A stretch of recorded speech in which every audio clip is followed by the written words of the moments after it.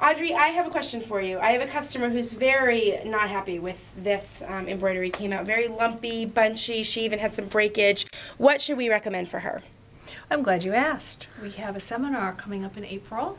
The Floriani seminar, of course. Yes. Kathy Quinn is coming here from Floriani on Friday and Saturday, April 15th and 16th. We have a couple choices of time slots to choose from, Friday morning or in the evening, and also Saturday morning, so whatever fits your schedule. What are we going to be talking about at the seminar?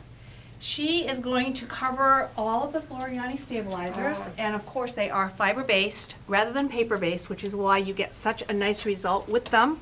She's going to cover going from velvet, polar fleece, all the way down to making lace, showing you how to have success with your embroidery. Awesome. And you know what else she's going to be talking about is Floriani's awesome line of software.